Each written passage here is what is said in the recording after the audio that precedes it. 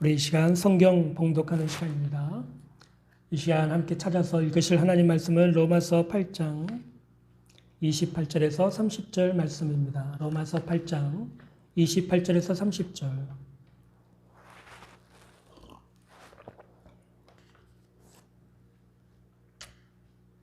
로마서 8장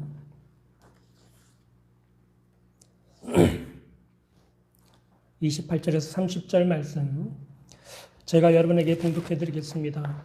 우리가 알거니와 하나님을 사랑하는 자, 곧 그의 뜻대로 부르심을 입은 자들에게는 모든 것이 합력하여 선을 이루느니라. 하나님이 미리 하신 자들을 또한 그 아들의 형상을 본받게 하기 위하여 미리 정하셨으니 이는 그로 많은 형제 중에서 맏아들이 되게 하려 하심이니라. 또 미리 정하신 그들을 또한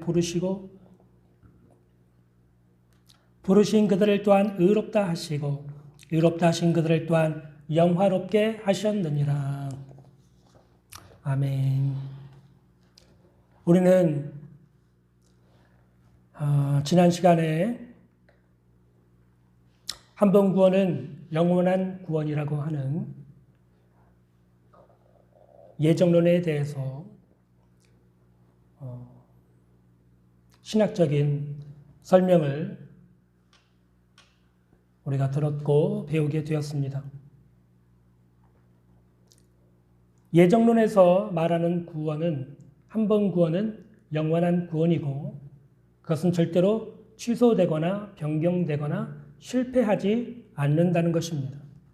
이처럼 하나님의 구원이 완전한 구원이 될 수밖에 없는 이유에 대해서 우리는 하나님의 거룩한 본성과 속성 때문이다 라는 사실을 함께 말씀을 나눴죠. 하나님의 전지전능하신 성품, 전지전능하신 하나님의 속성이 하나님이 계획하시고 생각하신 일을 반드시 성취하시고야만은 도중에 실패하거나 변경하거나 하지 아니하고 반드시 이루고야 마시는 하나님의 전지전능한 속성, 또 영원히 변치 않는 영원하신 하나님의 그 속성이 인간의 구원에 대해서 한 번 구원은 영원한 구원이 될 수밖에 없다라고 하는 말씀을 함께 나누었죠. 또 이 한 번 구원은 영원한 구원이라는 진리에 대해서 말씀하고 있는 성경 구절들도 우리가 함께 보았습니다. 예수님께서 하신 말씀이 아버지께서 내게 주신 사람들에게 영생을 주노니 내 손에서 빼앗을 자가 없다. 요한복음 10장 28절 29절에 나오는데요. 또 그들을 내게 주신 아버지는 만물보다 크심에 누구도 아버지의 손에서 그들을 빼앗을 수 없다. 주님의 말씀을 통해서 우리가 한 번 구원은 영원한 구원이다. 하나님이 한 번 주신 영생, 주님이 한 번 주신 영생은 결코 취소되거나 변경되지 않는다.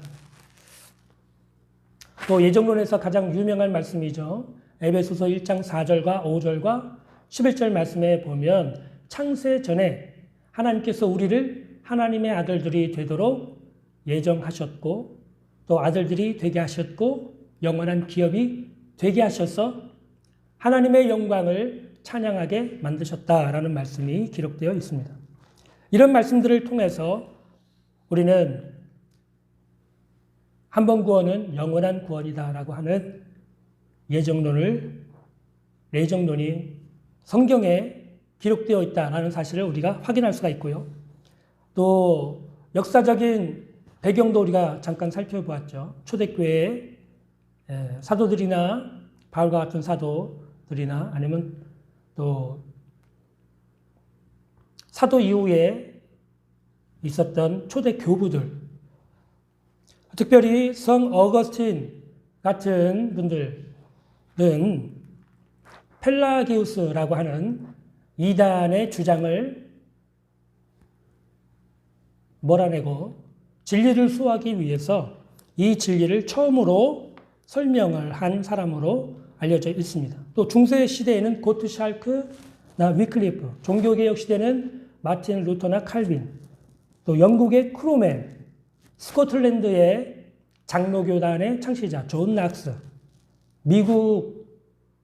미국에서는 청교도들이, 그리고 우리가 잘 알고 있는 존 버닝 같은 분들, 또 18세기 미국의 대각성 운동을 일으키고 주도했던 조나단 에드워즈 같은 분들, 또 영국의 유명한 위대한 전도자 휘필드 목사님이나 또 설교의 황태자라고 알려진 찰스 스펄전 목사님, 그리고 현재에는 전 세계 모든 장로교단에서 이 예정론을 믿고 가르치고 있습니다.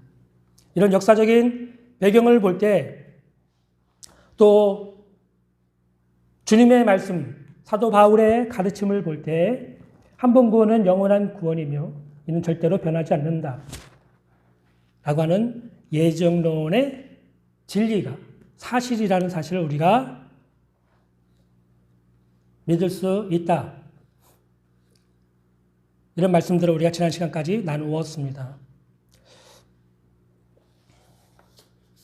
오늘 우리는 한 번 구원은 영원한 구원이라고 하는 예정론에 대해서 하나님께서 이 구원을 완벽한 단계로 설계하시고 또 각 단계들마다 완벽한 방법으로 진행해 나아가신다는 사실에 대해서 함께 말씀을 나누고자 합니다.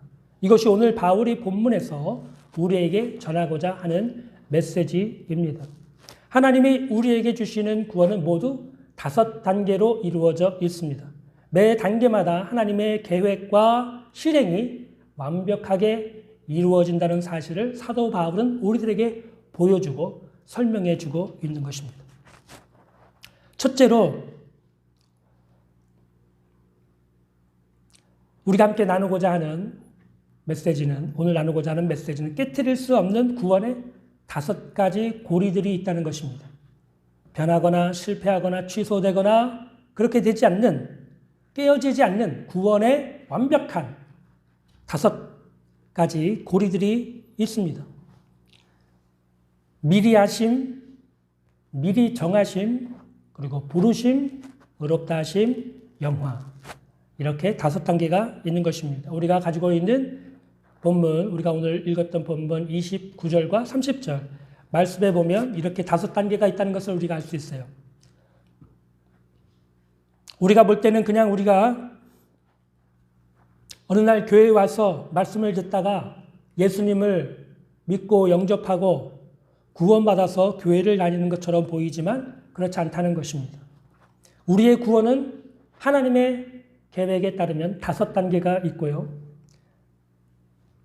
각 단계마다 하나님의 계획과 실행을 통해서 완전한 구원, 영화의 단계까지 이르게 된다는 것입니다. 우리는 그 단계들 하나하나를 자세히 살펴보고자 합니다. 첫째는 미리 아심입니다.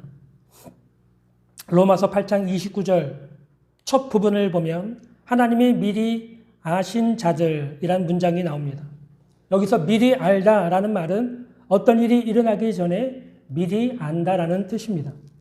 즉 하나님께서 어떤 일이 일어나기 전에 미리 아신 자들이 있다는 것입니다.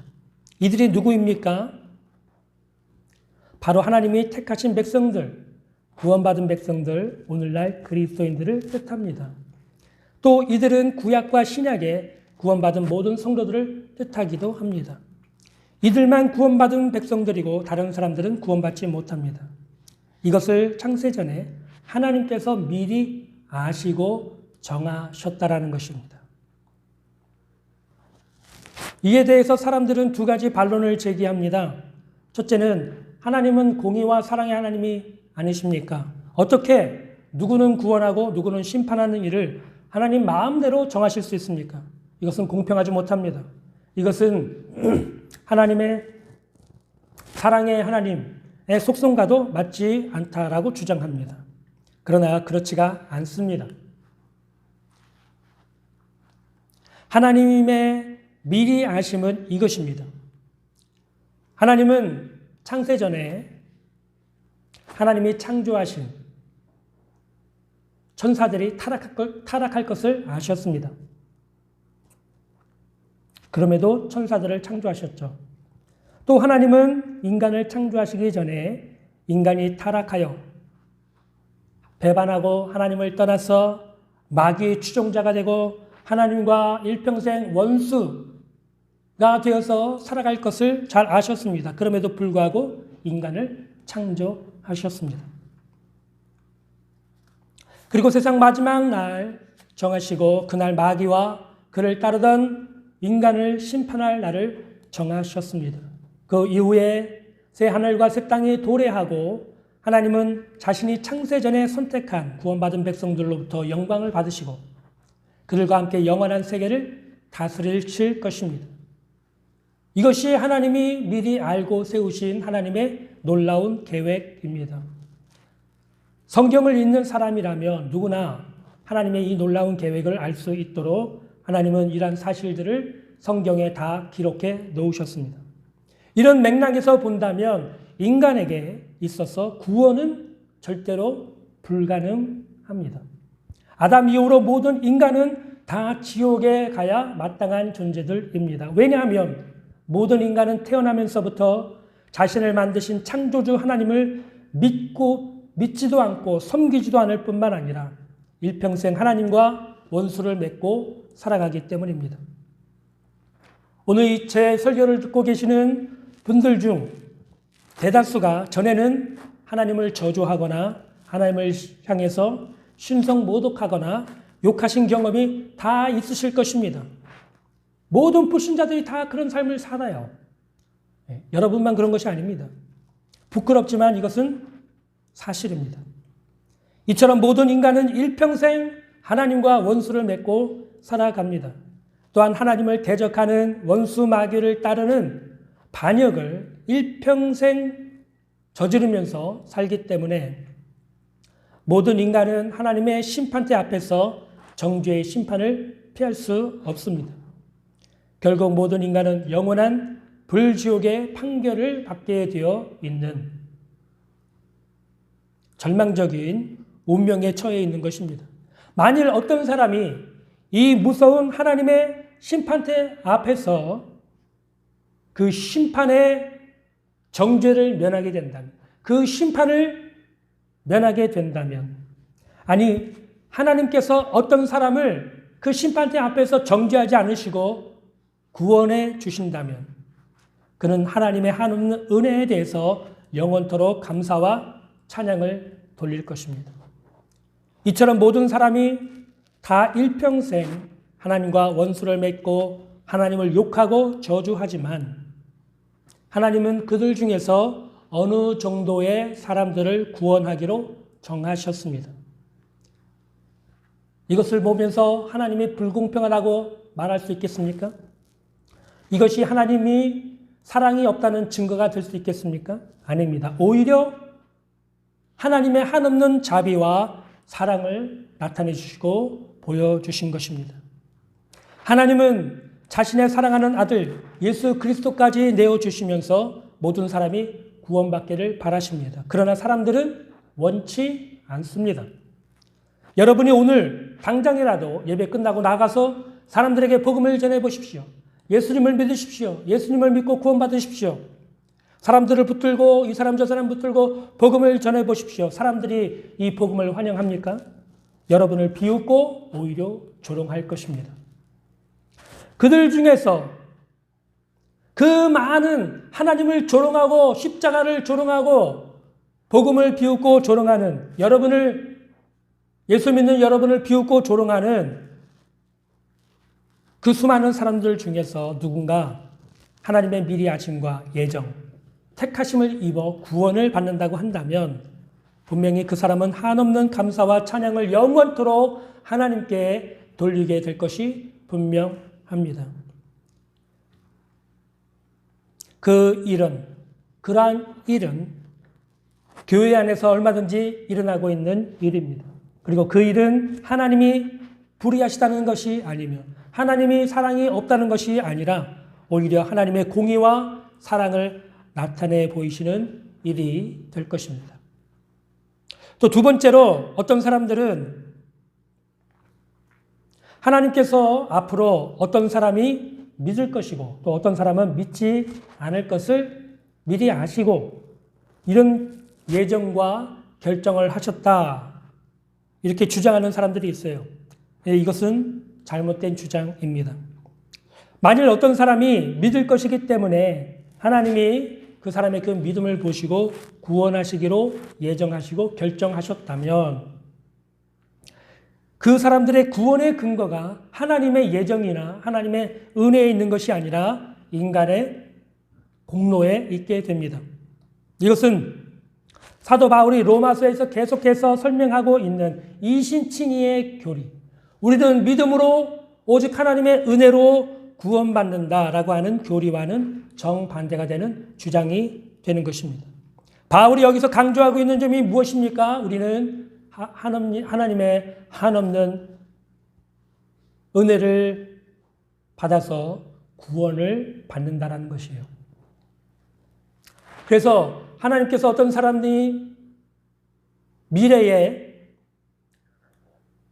복음의 말씀이 전해질 때 그 말씀을 듣고 믿을 것을 미리 아시고 그런 사람들을 구원하시기로 미리 정하셨다라고 하는 설명은 잘못된 설명인 것입니다.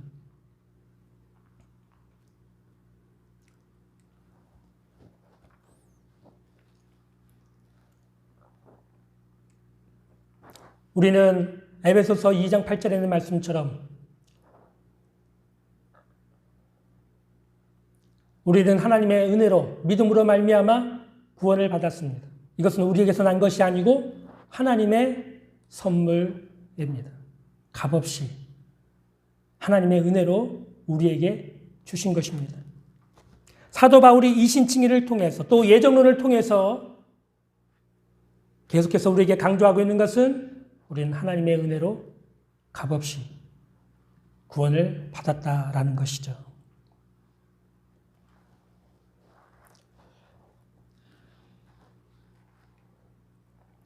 하나님이 미리 아신 사람들, 이들이 누구입니까? 이들은 분명히 믿는 성도들입니다. 구약과 신약의 모든 믿는 성도들을 뜻합니다.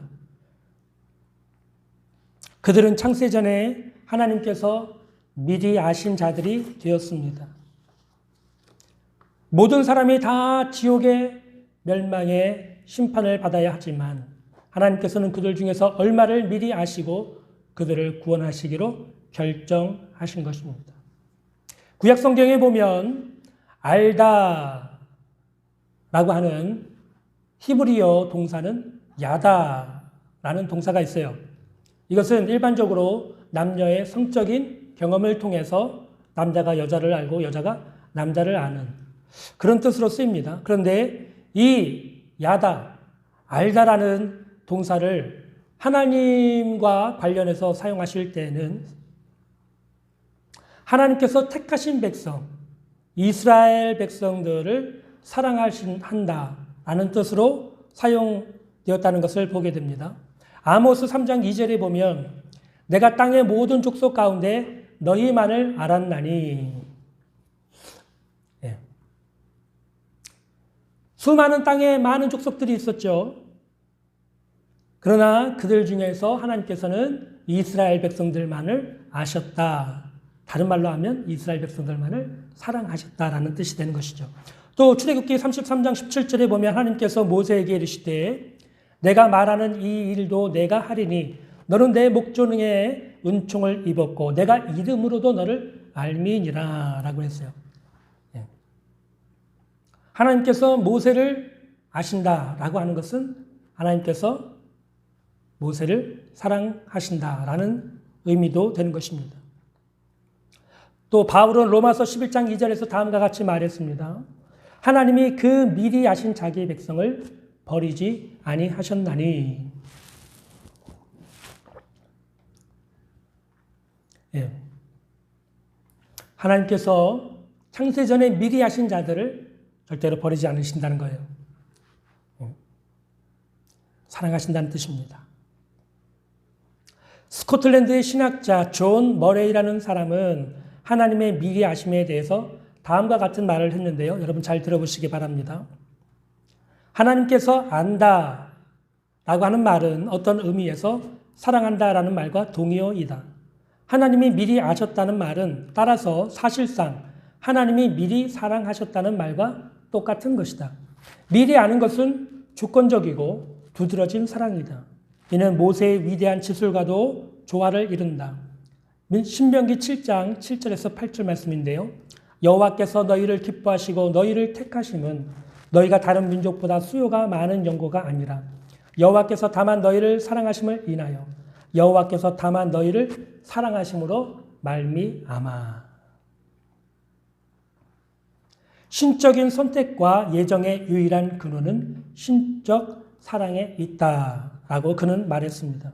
다시 말해서 하나님의 미리 아심이란 하나님께서 창세전에 어떤 사람들을 미리 알고 그들에게 특별한 관심을 가지고 사랑하셨다는 것입니다. 이것이 바로 바울이 오늘 본문에서 말하고 있는 미리 아신 자들에 대한 뜻이고 오늘날 구원받은 성도들이 바로 그들이라는 것입니다.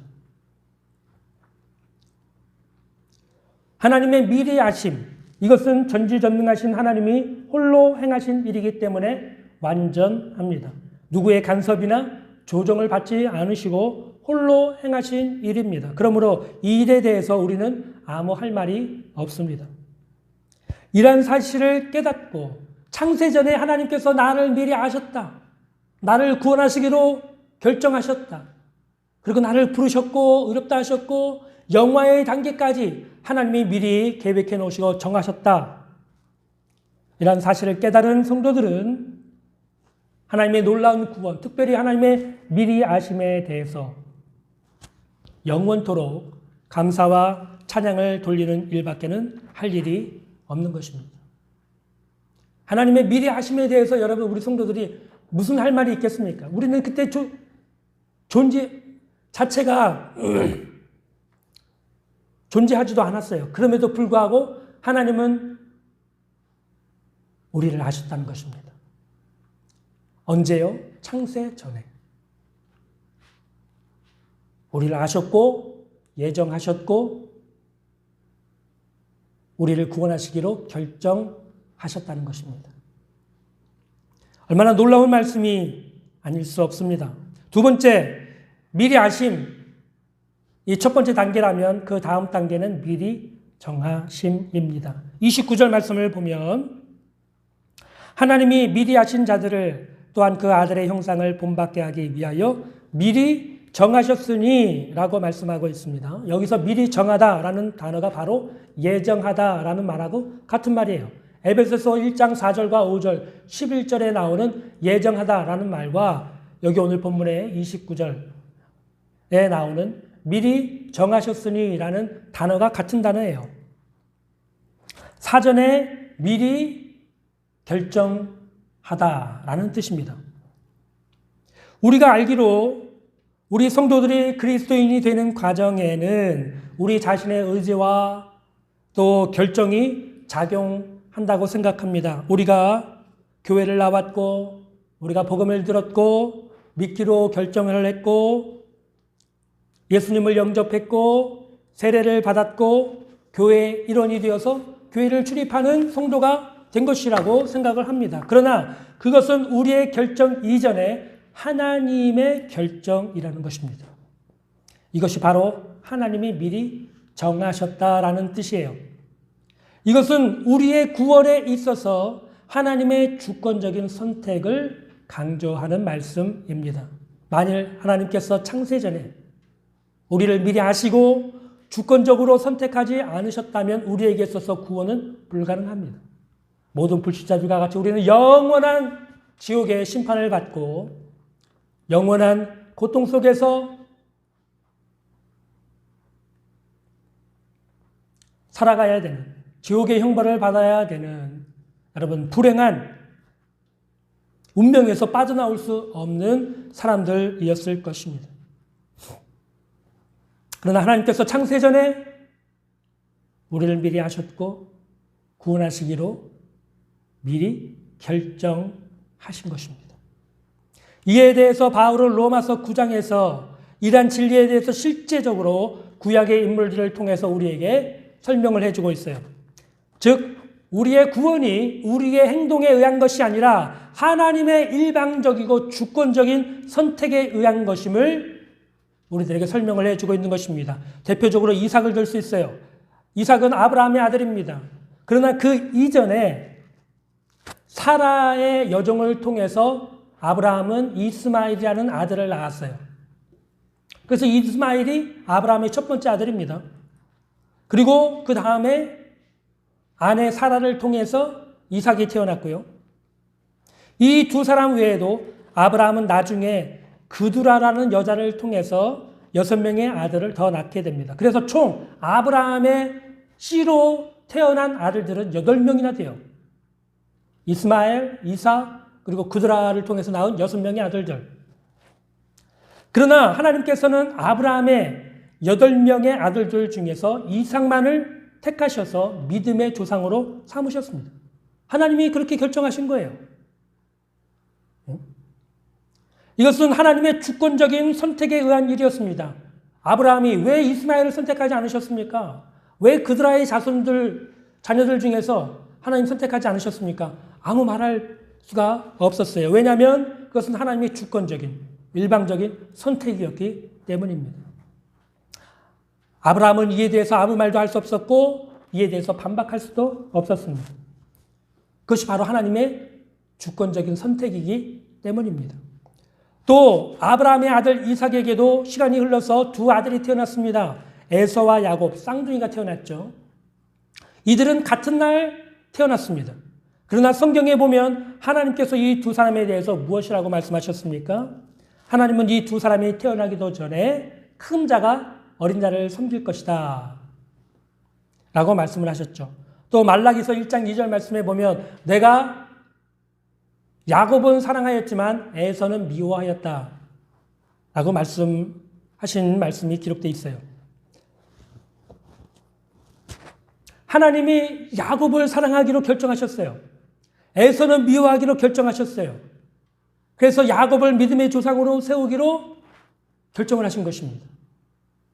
에서는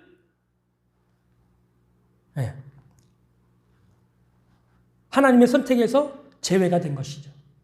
그 선택과 제외되는 것, 유기라고 하죠. 선택이 있으면 유기가 있는 거예요. 그것을 하나님의 일방적인 주권적인 선택이라고 그래요.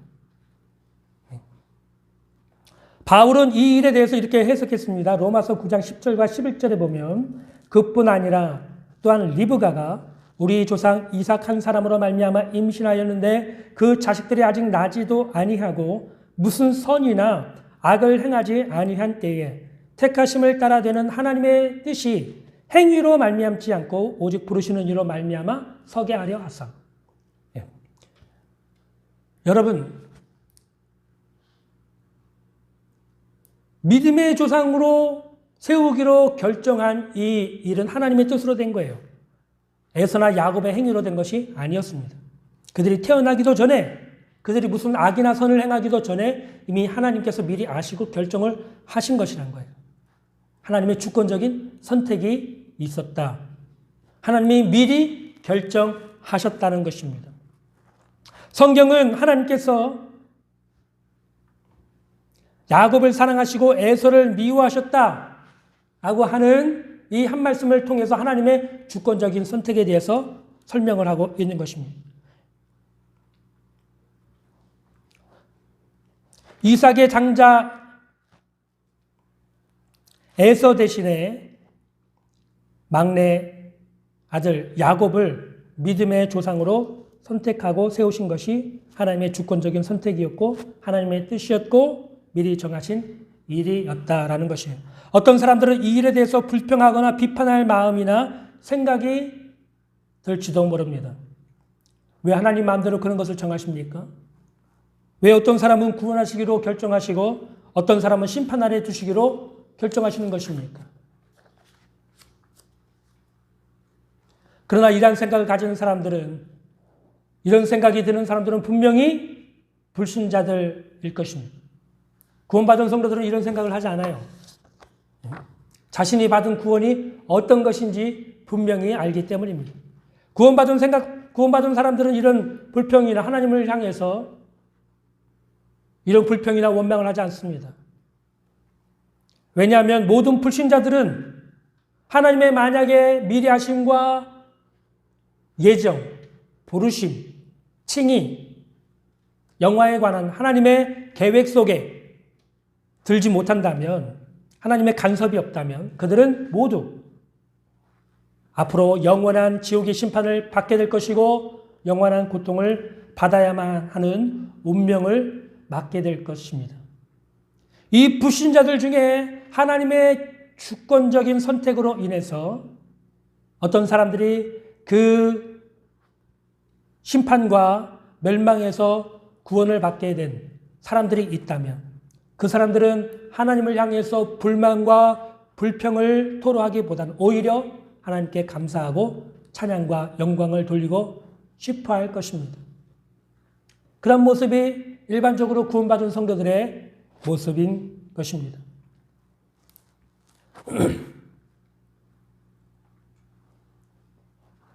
따라서 우리가 앞에서 어떤 사람들이 왜 하나님이 일방적으로 그것을 결정하십니까? 왜 하나님이 일방적으로 그 마음대로 누구를 선택하시고 누구를 유기하십니까? 하고 불평하고 불만이 드는 생각이 들거든. 여러분 스스로 자신이 구원받았는지 구원받았지 않았는지 스스로의 믿음을 점검해 볼 필요가 있다고 저는 생각을 합니다. 우리는 우리의 경험을 돌아보더라도 이 하나님의 주권적인 선택에 대해서 잘 알 수가 있습니다.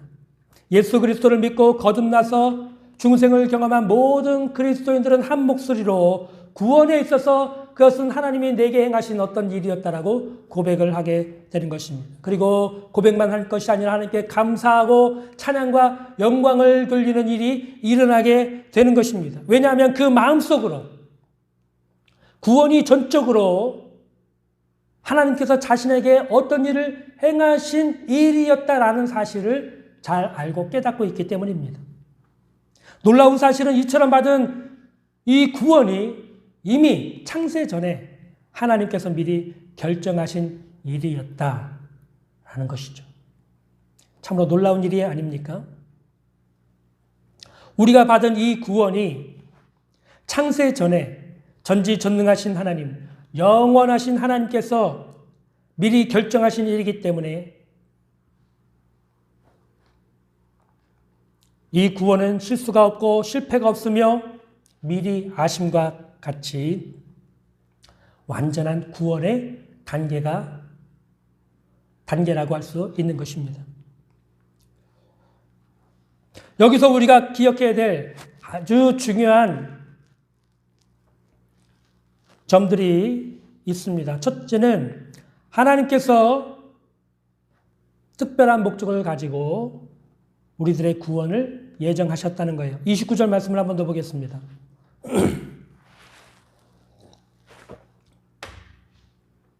29절에 보면 그 아들의 형상을 본받게 하기 위하여 미리 정하셨으니 라고 되어 있죠. 또 이어서 이는 그로 많은 형제 중에서 맏아들이 되게 하려 하심이니라. 하나님은 두 가지 목적을 가지고 창세전에 우리들의 구원, 성도들의 구원을 미리 결정하셨다는 것입니다. 첫째는 구원받은 성도들로 하여금 하나님의 아들 예수 그리스도의 형상을 닮도록 하기 위해서입니다. 한마디로 예수님을 닮으라는 것이죠. 이를 위해서 구원받은 성도들은 성령의 인도를 받아 교회 공동체로 모이게 됩니다. 그리고 교회 안에서 말씀과 성령의 감화로 서로 사랑하고 섬기며 예수님의 형상을 닮아가게 됩니다. 이것이 하나님이 가지고 계신 목적이에요. 우리로 하여금 예수님의 형상을 닮게 하시는 목적이 있는 것입니다. 그리고 이렇게 하는 것이 하나님의 방법이에요. 성령을 통해서 구원받은 성도들을 교회로 인도하십니다. 교회 안에서 성령의 감화와 또 말씀의 감화를 통해서 성도들이 서로 사랑하고 섬기고 용서하고 나누어주고 봉사하고 겸손해지고 참고 인내하고 믿음을 지키고 그러면서 예수님을 닮아가도록 하나님이 정하신 구원의 하나님이 정하신 방법이에요. 예수님을 닮아가게 만드신 방법이에요. 근데 오늘날 교회를 다니지 않으면서도 나는 구원받았다라고 하는 사람들이 있는데요. 이들은 하나님의 목적과 하나님이 정하신 방법에서 멀리 떨어진 사람들입니다. 예수님의 말씀 중에도 좁은 문으로 들어가라. 좁은 문으로 들어가기를 힘쓰라. 그 길은 좁고 협착해서 찾는 자가 적음이라. 그랬죠. 하나님이 정해주신 목적이 있습니다. 하나님이 정해놓으신 그 목적에 이르는 방법이 있습니다. 우리는 이것을 분명하게 깨닫고 믿고 따라야 하는 것입니다. 사도 바울은 고린도 교회 성도들 향 다음과 같이 말씀했습니다. 고린도전서 11장 1절에 보면 내가 그리스도를 본받는 자가 된 것 같이 너희는 나를 본받는 자가 되라. 이것이 구원받은 성도들을 향한 하나님의 목적입니다. 예수님을 닮고 예수님을 닮은 바울을 닮는 것입니다. 이것이 우리 성도들이 이 땅에서 성화의 삶을 살아가는 목적이 되어야 합니다. 성도들의 목적은 그래서 간단해요. 예수님을 닮는 것입니다. 우리의 말과 언어가 예수님의 말과 언어를 담는 것입니다. 우리의 성품이 예수님의 거룩한 성품을 담는 거예요. 우리의 생각이 예수님의 생각을 담는 것입니다. 우리의 목적과 우리 인생의 목적과 우리의 인생의 계획이 예수님의 목적과 계획을 담는 것입니다. 우리가 어떻게 그런 삶을 살 수 있습니까? 성령의 인도와 감화를 통해서 그렇게 될 수 있다. 그것을 가르치고 있는 것이 로마서 8장 사도 바울이 말씀하고 있는 내용입니다. 성도들의 구원이 이루어지고 완성되는 과정 중에 성령의 인도하심이 있고 성령의 개입이 있고 성령의 역사가 있다는 것입니다. 따라서 구원받은 성도들은 교회로 인도함을 받고 교회에서 성령의 감화를 받고 그의 언어와 생각과 인생의 목표와 계획이 예수님을 닮고 바울을 닮는 성도로 점점 변화되어져 가도록 하나님께서 그 방법까지도 미리 다 계획을 세워 놓으셨다는 것. 이것이 사도 바울의 설명입니다. 만약 여러분이 교회를 오래 다녔어도 예수님을 닮은 구석이 전혀 없다면 여러분 자신의 믿음과 구원에 대해서 점검해 보시기 바랍니다. 여러분은 지금 여러분을 향해서 가지신 하나님의 목적을 따라서 살고 있습니까? 아니면 여러분 자신의 행복과 유익만을 위해서 살고 있습니까? 구원받은 성도들은 자신을 향해서 하나님이 가지신 목적, 하나님의 아들 예수 그리스도의 형상을 담는 일, 그 계획과 목적을 위해서 선택을 받았다는 사실을 알아야 합니다. 하나님은 그 일을 반드시 성취하시고 완성하실 것입니다. 또 두 번째, 하나님이 우리를 향해서 구원받은 성도들을 향해서 가지신 목적은 예수님께서 많은 믿는 형제들 중에서 맏아들이 되는 영광을 받게 하기 위해서라는 것입니다. 예수 그리스도께서 교회의 머리시죠. 모든 영광과 찬양을 받게 됩니다. 우리는 마지막 날 예수 그리스도의 영광에 참여하는 자들이 되고 예수님처럼 영광스럽게 변화될 것이며 예수님의 아름다움과 영광을 보고 누리며 기뻐하고 즐거워하게 될 것입니다. 그러나 가장 핵심되고 주인공은 바로 예수 그리스도의 영광입니다. 이 영광스러운 사건에 참여하도록 하나님께서 창세 전에 구원받은 백성들을 미리 아시고 정하신 것입니다. 신약에서 가장 이런 놀라운 예수 그리스도의 영광을 보여준 사건이 바로 변화산 사건입니다. 예수님께서 베드로, 야고보, 요한 세 제자들을 데리시고 산으로 가셨을 때 한밤중에 기도하는 중에 예수님의 모습이 눈부신 모습으로 변화되었습니다. 이를 본 제자들은 그 모습이 너무나 황홀하고 놀라워서 무슨 말을 해야 할지 알지 못했습니다. 예수님의 변화된 영광스러운 모습이 제자들의 생각을, 제자들의 마음과 감정을 완전히 압도한 것이었습니다. 하나님은 마지막 날 예수님이 이 땅에 재림하시는 그날 주님의 이 영광스러운 모습을 모든 성도들에게 보여주실 것입니다. 그리고 이 영광에 참여하게 하실 것입니다. 죽은 성도들의 부활을 통해서, 우리의 부활을 통해서 이 땅에 남아있는 성도들의 갑작스러운 영광스러운 변화된 몸을 통해서 예수 그리스도의 영광스러운 놀라운 영광에 참여하게 될 것을 하나님은 계획하고 계신 것입니다.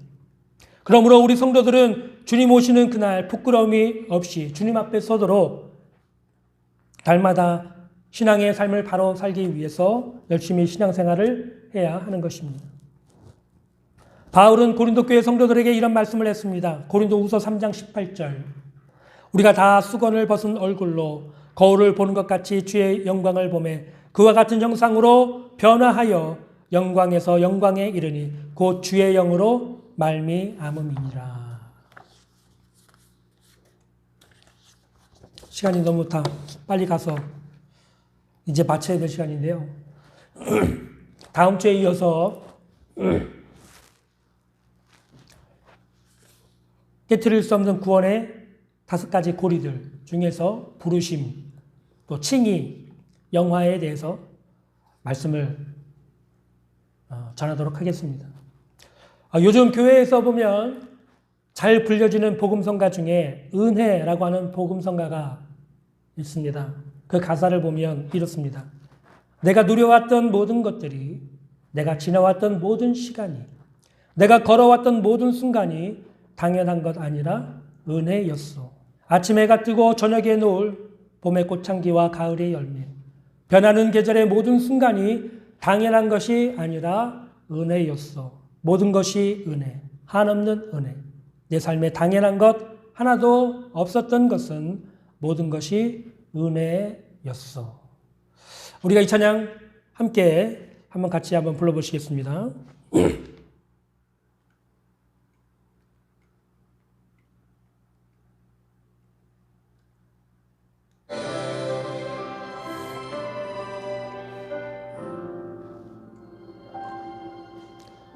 누려왔던 모든 것들이, 내가 지나왔던 모든 시간이, 내가 걸어왔던 모든 순간이 당연한 것 아니라 은혜였어. 아침 해가 뜨고 저녁에 노을, 봄의 꽃향기와 가을의 열매, 변하는 계절의 모든 순간이 당연한 것 아니라 은혜였어. 모든 것이 은혜, 은혜, 은혜, 한없는 은혜. 내 삶에 당연한 것 하나도 없었던 것을 모든 것이 은혜, 은혜였소.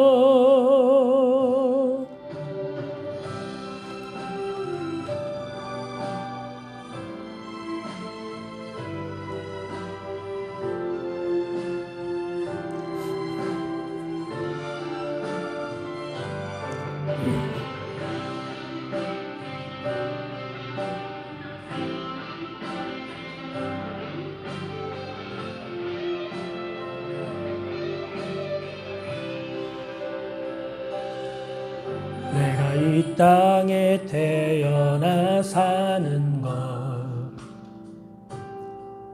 어린아이 시절과 지금까지 숨 쉬며 살며 꿈을 꾸는 삶, 당연한 것 아니라 은혜였어. 내가 하나님의 자녀로 살며 본 찬양하고 예배하는 삶, 복음을 전할 수 있는 축복이 당연한 것 아니라 은혜였소. 모든 것이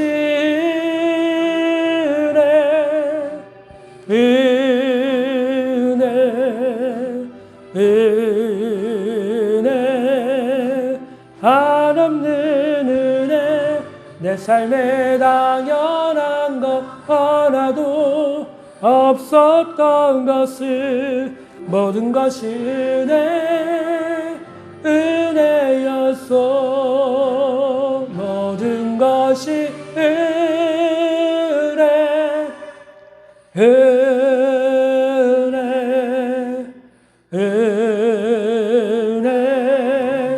한없는 은혜.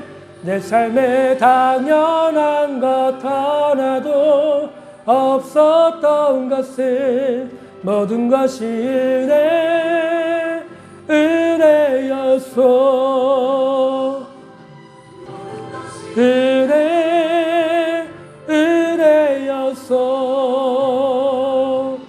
모든 것이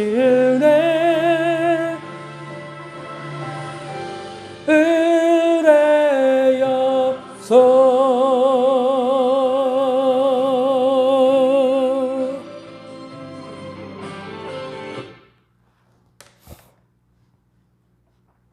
우리 삶의 모든 것들은 다 하나님의 은혜입니다. 이것이 구원받은 성도들의 자연스러운 고백일 것입니다. 우리의 생명도 우리 것이 아니라 하나님이 값없이 주신 선물입니다. 우리의 구원도 우리는 영원히 죽어서 지옥을 가야 할 운명이었지만 하나밖에 없는 독생자 예수 그리스도를 내어주신 하나님의 한없는 사랑과 주권적인 선택에 의해서 저와 여러분이 창세전에 하나님에 의해 선택을 받았고 예수님이 믿어지게 되었고 구원을 받게 되었습니다. 하나님께서는 죄 많은 우리들을 향해서 예수님을 믿는 그 믿음 하나 보시고 의인이라고 선언해 주셨습니다. 그리고 앞으로 우리는 천국에서 예수님을 닮은 영광스러운 모습으로 변화될 것이고 영화로운 주님과 함께 천국에서의 행복과 영광을 누리며 즐기게 될 것입니다. 이 모든 것이 다 하나님이 우리에게 값없이 주신 은혜입니다. 어떤 사람도 구원은 내 것입니다. 내가 행한 일에 대한 대가를 받은 것이라고 말할 수 없습니다. 그런데 여러분, 왜 한 번 구원은 영원한 구원이라는 사실을 믿지 못하십니까? 왜 하나님의 은혜를 믿지 못하십니까? 왜 우리가 믿음으로 은혜로 구원받았다는 사실을 인정하지 못하십니까? 우리는 전적으로 하나님의 은혜로 구원받은 것입니다. 아무런 자격도 없고 공로도 없는 우리에게 이 놀라운 구원의 은혜를 주신 하나님을 영원토록 찬양하는 우리 성도들이 다 되시기를 주님의 이름으로 축복합니다. 기도하겠습니다. 사랑이 많으신 주님 감사합니다. 우리는 죽을 수밖에 없는 죄인들이요 일평생 하나님과 원수 맺고 복음을 조롱하고 믿는 사람들을 조롱하고 마귀의 종이 되어서 하나님과 원수 맺어 살면서 지옥의 백성이 될 수밖에 없었던 저희들이었는데 그런 저희들을 하나님 창세 전에 미리 아시고 구원하시기로 결정해 주신 은혜를 감사합니다. 우리 시대에 하나님의 놀라운 부르심을 받아 우리가 예수 그리스도를 믿어지게 되었고 구원이 믿어지게 되었고 예수님의 십자가와 보혈이 믿어지게 되었고 천국이 믿어지게 되었고 마지막 심판이 믿어지게 되었습니다. 이런 놀라운 은혜를 주시니 감사를 드립니다. 이것이 우리가 한 것이 아니로 하나님이 행하신 일이었음을 고백합니다. 주님, 한 번 구원은 영원한 구원이라고 하는 우리에게 베풀어 주신 이 놀라운 구원과 은혜를 믿는 우리 성도들이 다 되게 알려주시고 날마다 이 구원의 감격 속에서 하나님을 찬양하고 영광을 돌리며 예수 그리스도의 형상으로 닮아가는 우리 성도들이 되게 하여 주시옵소서. 믿고 감사드리며 사랑 많으신 예수님의 이름으로 간절히 감사하며 기도드리옵나이다. 아멘.